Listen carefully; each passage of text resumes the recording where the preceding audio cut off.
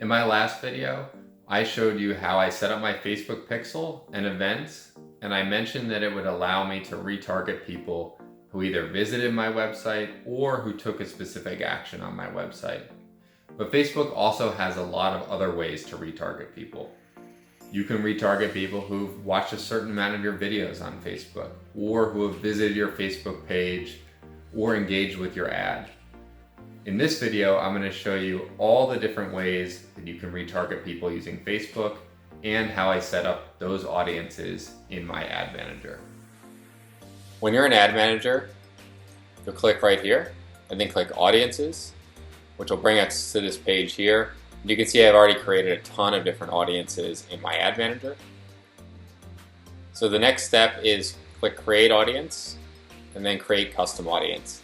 And this is going to give you all the various options that you can use on Facebook to retarget people. So we'll dive into website first. So you can click in here. And then you can choose who do you want to retarget on your website. So you could say, do you want to retarget everyone who visited your website? And then you can actually set the amount of days up to 180. Which is a really useful tool because people who came to your website, not even through Facebook, maybe they came through a direct mail campaign, or they saw a sign for you or another advertisement for you somewhere, you can actually retarget those people. The other powerful tool is if you have a built-out website with different pages for different problems that a seller might be having. So you could actually retarget people who visited a specific web page. So if you had a seller or a potential seller who visited a web page with the keywords inherited property, then you could potentially create content specifically for people who visited that page. So you could talk about how you can solve their problem for inherited properties. So you can do this by exact URL, or you can do it by doesn't contain or equals. There's a lot of flexibility here. So that's another good option. Now your other option is visitors by time spent. So I'm going to experiment with that in the future, but basically you're able to target people who spent the longest amount of time on your website. So you may think that those people you want to send a different type of campaign, a different type of ad, or you may want to use that to create a lookalike audience that we'll get into later, because people who spend the most time on your website are probably the most seriously interested, even if they haven't submitted a form yet.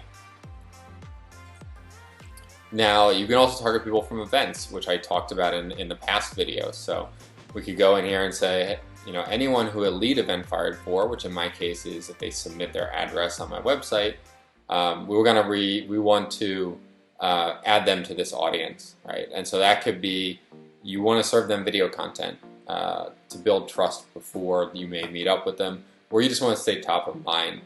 So you could target this off any events. I have a couple different events set up. You could set them up in all different ways based on however your business is set up.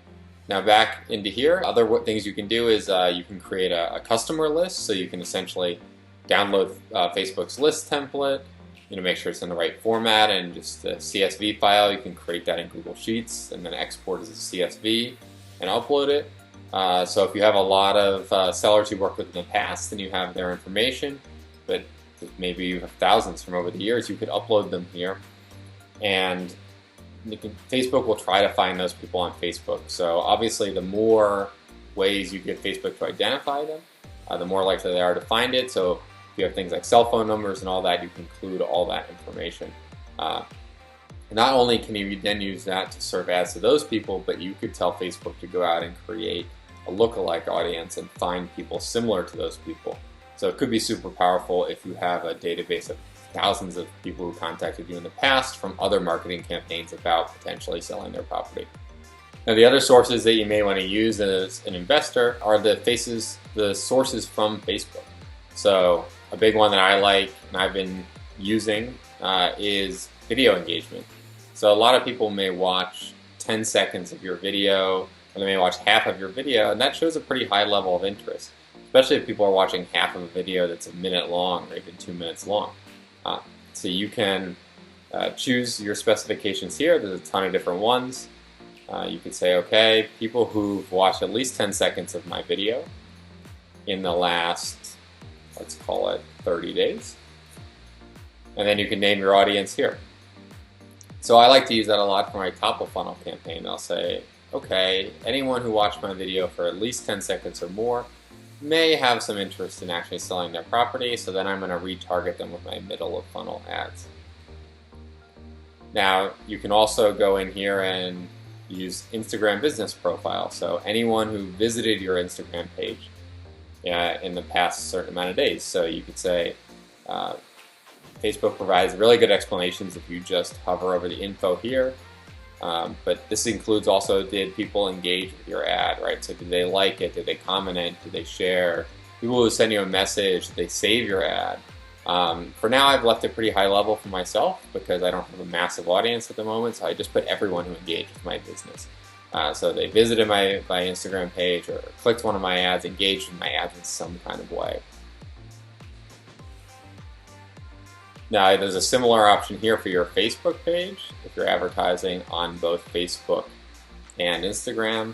So you can pick your Facebook page here, and then you have very similar options to what you did before, but you can also, people who click the call to action button. Again, I left this pretty broad right now, just people who engage with my page, but includes all of these things below.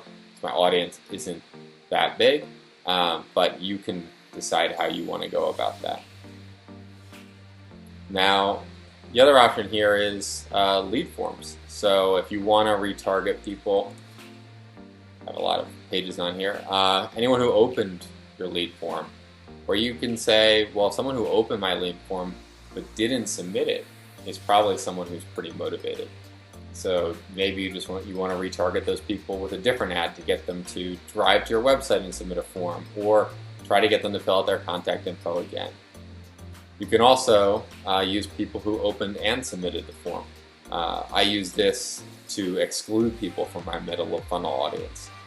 And what I mean by that is I don't want to serve an ad to someone trying to get them to fill out a form that they've already filled out. So then I'll just move them to my bottom of funnel audience, in which I'm trying to then build trust so that by the time I meet them, I have a higher chance of closing the deal.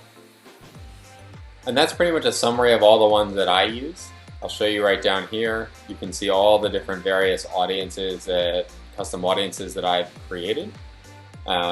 And we'll see which ones work. I'll share in future videos with you guys which one I seem to be having success with and which ones don't seem to be working.